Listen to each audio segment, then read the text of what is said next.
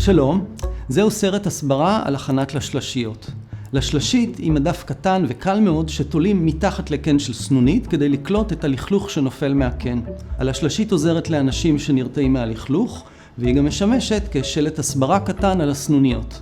הסרט נוצר עבור צוותי חינוך המעוניינים לקיים פעילות קבוצתית של הכנת לשלשיות בידי ילדים. מורה שרוצה לעשות פעילות כזו מוזמנת ללמוד את החומר שבסרט או להקרין את שני חלקי הסרט הראשונים בכיתה. החלק השלישי והאחרון מיועד לאנשים שתולים את הלשלשית, הורים, אנשי החזקה, ועדי בתים וכדומה. צפייה נעימה.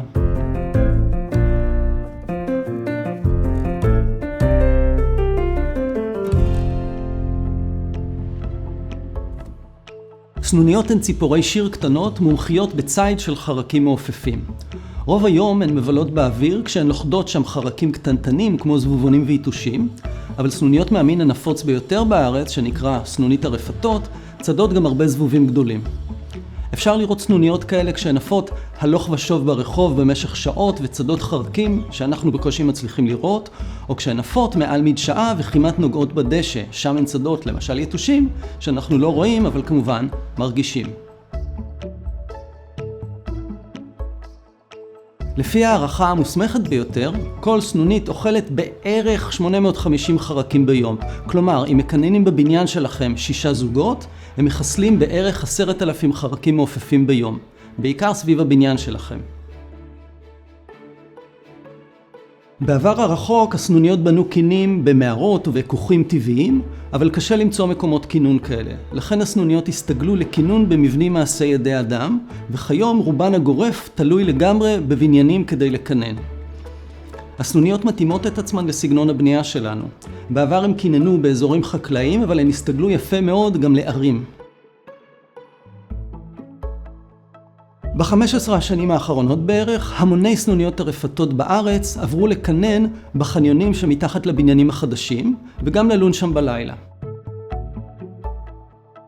סנוניות הרפתות גם אוהבות לקנן בקומת קרקע, מעל מעבר מקורה חיצוני, כלומר בחלל שבכמה צדדים אין בו קירות, אלא רק קורות בטון צרות בצידי התקרה.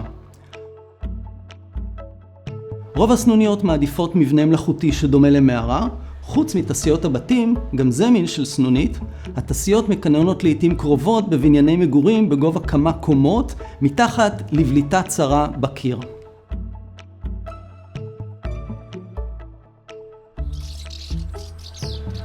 במשך אלפי שנים, אנשים בכל העולם אהבו סנוניות ושמחו שהן מקננות אצלם בבניין. ברוב העולם עדיין שמחים שסנוניות מגיעות לקנן, ואפילו מנסים לעודד אותם לקנן בבניין.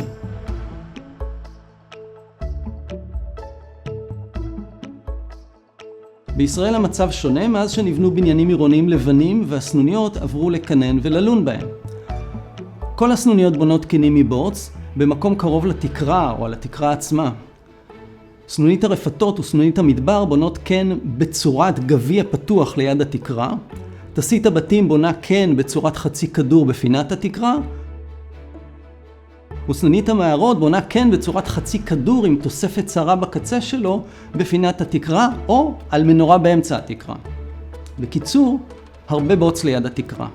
בעיניי, קיני סנוניות הם בין המבנים היפים ביותר בטבע, אבל יש אנשים שלא אוהבים את היצירה החומה הזו על הקיר הלבן שלהם. לא פעם, אנשים גם חושבים בטעות שמדובר בקן של צרעות, ויש גם אנשים שפוחדים שהסנוניות יעבירו מחלות, אף על פי שלפחד הזה אין בסיס במציאות.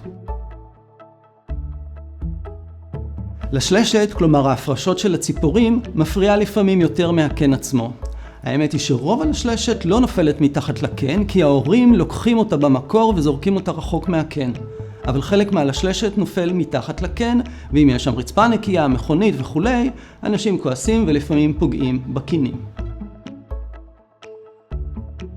הרס של קן סנוניות שיש בו ביצים או גוזלים הוא עבירה פלילית. יש 3 חוקים שונים שאוסרים הרס כזה. וכדאי גם לדעת שלאף בעל מקצוע בישראל אין רשות להרוס קן פעיל.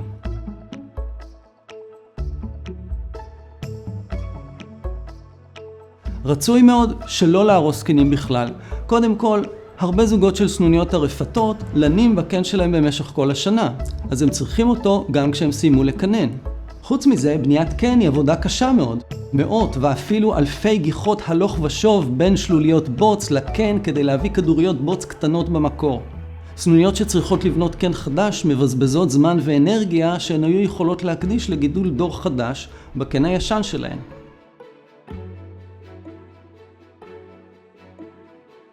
אפשר להסביר לאנשים שסנוניות הן ציפורים טריטוריאליות, כלומר הן קשורות למקום הכינון שלהן.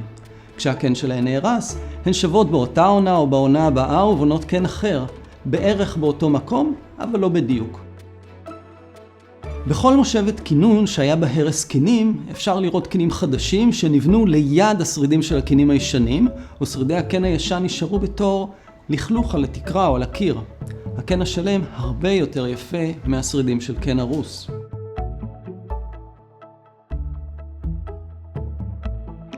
חוסמים את הלכלוך שנופל מהקן, כלומר שמים שם לשלשית.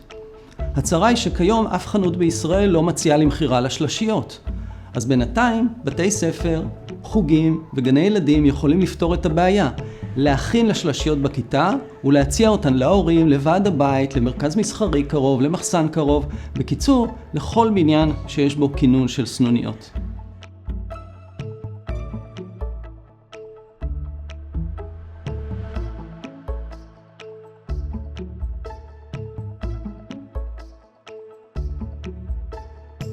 כדאי לבדוק בסביבה, אבל האמת היא שכינון סנוניות נפוץ בכל האזורים המיושבים בישראל.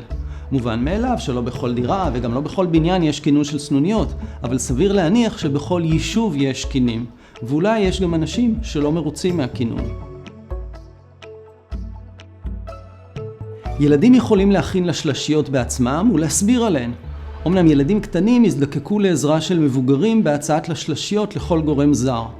זה יכול להיות תפקיד שהמורה לוקחת על עצמה. למשל, להוציא כיתה למרכז מסחרי שיש בו כמה קינים, ולעבור יחד מחנות לחנות עם לשלשיות ולהסביר שהסנוניות צעדות חרקים, שהן מוגנות בחוק, ושעל השלשיות מונעות את הלכלוך. גם הורים מתנדבים יכולים לתרום הרבה למיזם כזה, למשל בתור המתווכים שמציעים לשלשיות לוועד ולחברת ההחזקה של בית משותף.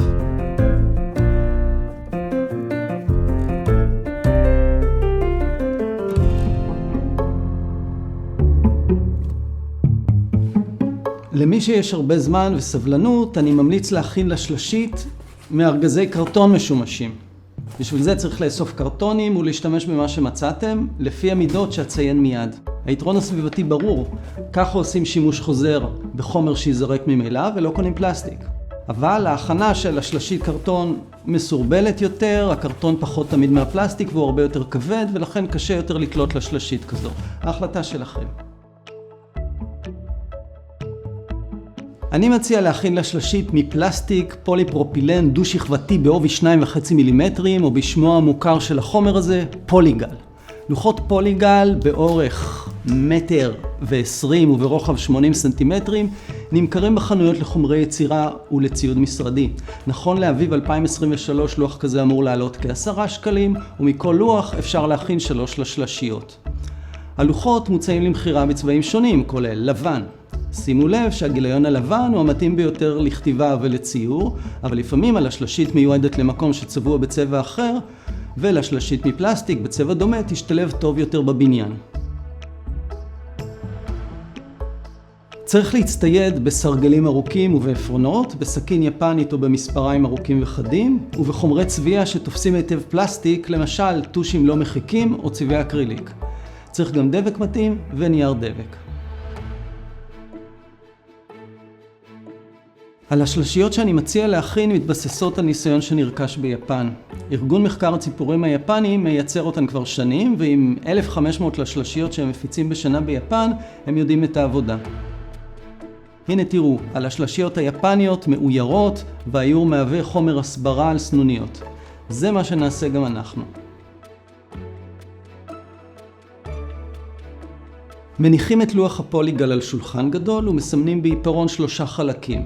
בהתחלה סימון לאורך אמצע הגיליון של רצועות ברוחב 40 סנטימטרים ובאורך 70 סנטימטרים, נשארת שארית בגודל 80 על 50 סנטימטרים וגם ממנה חותכים לוח בגודל 70 על 40 סנטימטרים. את הסימון צריך לעשות בצורה מדויקת לפי כמה נקודות מדידה בעזרת סרגל. מסמנים בעיפרון, אפשר גם בטוש דק. אפשר לחתוך את הרצועות בסכין יפנית שמוצמדת לסרגל, אבל זו עבודה קצת מסוכנת שלא מתאימה לכל גיל. אפשר גם לגזור פוליגל בעזרת מספריים, אבל שימו לב שיש צורך במספריים גדולים וחדים וקצת קשה לשלוט בגיליון שלם. בקיצור, לא מעט צוותי הוראה, במיוחד לגילאים הנמוכים, יעדיפו לעשות את השלב הזה בעצמם ולהגיע לכיתה עם לוחות חתוכים בגודל 70 על 40 סנטימטרים. דרך אגב, המידות האלה די גדולות והתאמתי אותן ללוחות הפוליגל שמוכרים בחנויות. על השלשיות היפניות עשויות מלוח קצת יותר קטן והן מוצלחות מאוד, אז אפשר להקטין את השלשית שאני מציע כאן. בשלב הבא מסמנים 13 סנטימטרים מכל צד לאורך לוח הפוליגל ומסמנים 13 סנטימטרים גם מצד אחד לרוחב הלוח. מחברים את הקווים בעיפרון או בטוש דק בצורת טרפז וחותכים בזהירות את הטרפז. מכיוון שהחיתוך הזה קצר יותר, נוער יכול לבצע את החיתוך בעצמו בעזרת סכין יפנית או מספריים ארוכים. החיתוך האחרון הוא מגרעת בעומק 13 סנטימטרים לרוחב הטרפז. כדאי להרחיב מעט את המגרעת הזו, אבל בזהירות, לא לחתוך אפילו מילימטר אחד מיותר. עכשיו, תפקיד המורה הוא להנחות דיון כיתתי בנושא המסר שיופיע על השלשית. אפשר לכתוב ברכה לסנוניות, הסבר למה משמשת על השלשית, בקשה שלא לפגוע בקן, הסבר על מחזור הכינון של הסנוניות, הסבר על הסנוניות כמדבירות חרקים וכן הלאה. להסבר בכתב כדאי להוסיף ציור יפה. הלוח המלבני שנוצר בין הקיפולים, לוח בשטח 44 על 27 סנטימטרים, הוא משטח העבודה. זהו המקום לילדים לכתוב ולצייר את המסר שלהם, והעבודה הזו מתאימה לכל הגילאים.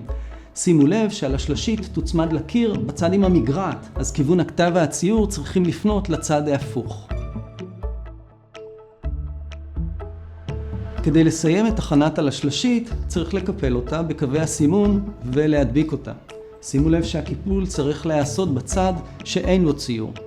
לפני הקיפול כדאי לעבור על הסימון וללחוץ עליו עם עת סגורה כדי שהפוליגל יתקפל בקלות. זה חומר רך שמתקפל ונהרס בקלות, אז כדאי לעשות את הקיפול בעזרת שני לוחות או סרגלים שלוחצים על הפלסטיק כדי שהכפל לא יחרוג מקו הקיפול שסימנו. אבל רגע, לפני שאתם ניגשים לעשות את הקיפולים, כדאי שתחשבו טוב לאן על השלשיות עשויות להגיע. אם הן מיועדות לעומק של חניון, אין בעיה.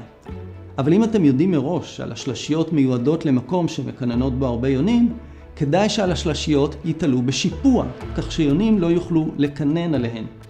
בשביל זה צריך לסמן קווים באלכסון קל. שימו לב שקיפול פוליגל באלכסון קשה לביצוע יותר מקיפול בזוויות ישרות. הגעתם לשלב ההדבקה. דבק מומלץ הוא סופר 7, אל תשתמשו בדבק חלש יותר, כמו מקל דבק או בחומר שעלול להמיס את הפלסטיק. אחרי ששמתם דבק, צריך להצמיד את החלקים המודבקים בעטבים או בנייר דבק שתורידו אחרי שהדבק יתייבש. תנו לדבק להתייבש במשך כמה ימים, כי הוא סגור בתוך הפלסטיק ומתייבש לאט. גמרתם להכין את על השלשית. אפשר להוסיף עוד נגיעה קטנה. נייר פשוט שמודבק בכמה נקודות של דבק פלסטי לכל משטח על השלשית ובולט 2-3 סנטימטרים מעבר לשפת על השלשית. הנייר מבטיח שסנוניות לא יעמדו על קצה על השלשית וילשלשו החוצה. חוץ מזה אפשר להחליף את הנייר המלוכלך אחרי סיום הקניון בלי להסיר את על השלשית מהקיר.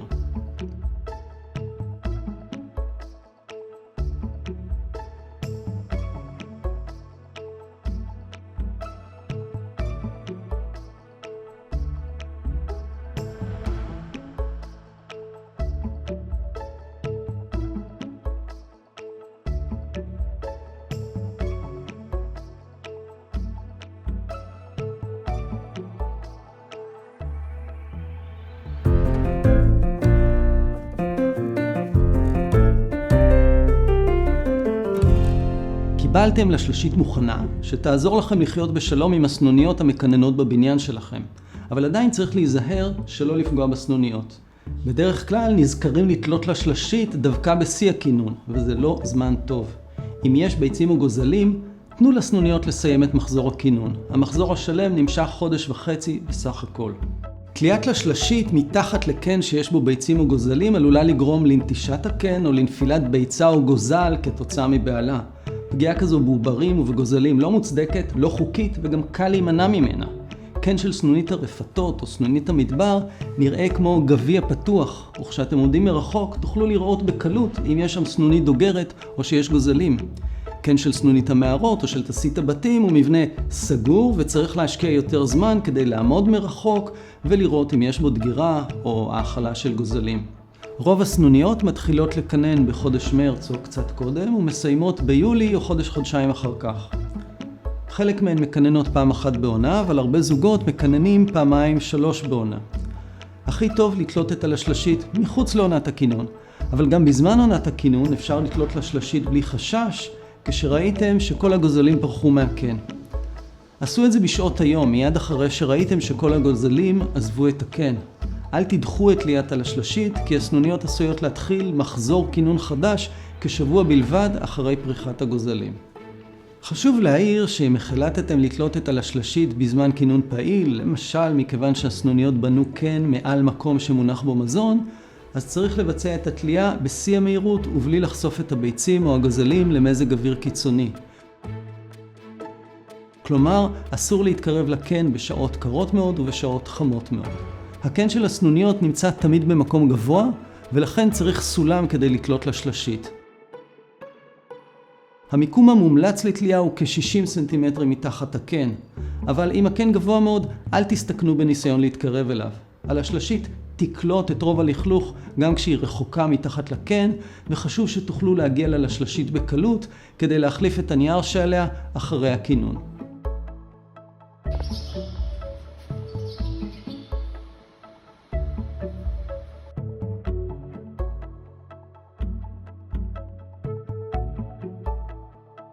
ארגון מחקר הציפורים היפני תלה אלפי לשלשיות, והניסיון ביפן מבוסס על שימוש בסרט הדבקה חזק מאוד.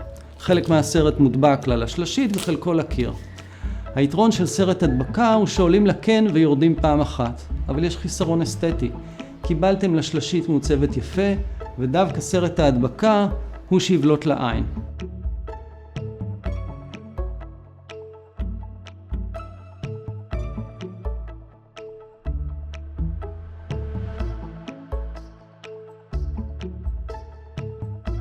השימוש בדבק ובנייר דבק מחייב כללי זהירות מיוחדים.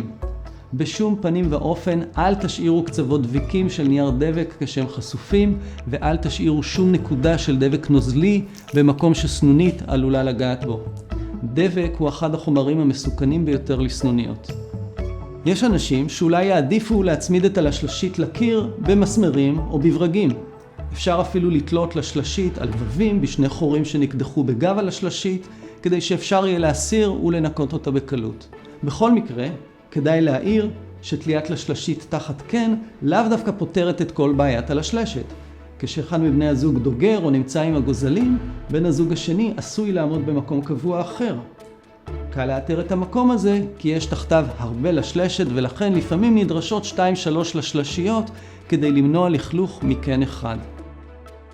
לפעמים מקומות העמידה של הסנונית לא צמודים לקיר, אלא בולטים מהתקרה. ואז צריך לתלות את הלשלשית מהעצם שבולט מהתקרה. למשל, בעזרת חוט חשמל עם כיפוף בקצה, או בעזרת חוט עבה אחר. אולי הלשלשית שקיבלתם גדולה מדי בשביל זה ותעדיפו לחתוך עיגול פוליגל קטן יותר. העיקר שיהיה תחת מקום העמידה של הסנונית מדף קטן. כדאי להזכיר שסנוניות הרפתות לנות בלהקות גדולות בחניונים מסוימים, ואז הלשלשיות שתיארתי בסרטון הזה לא יספקו אתכם.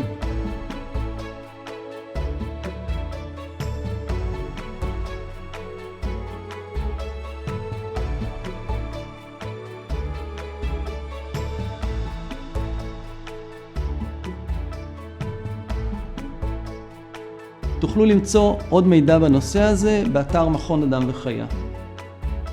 זהו, בזכות יוזמה של צוותי חינוך ועבודת לימוד ויצירה של ילדים, לשלשיות יכולות להפך למוצר מוכר ומקובל בישראל. אלפי אנשים ילמדו לחיות בשלום עם השכנים הקטנים שלהם, ואלפי סנוניות ינצלו בזכותכם.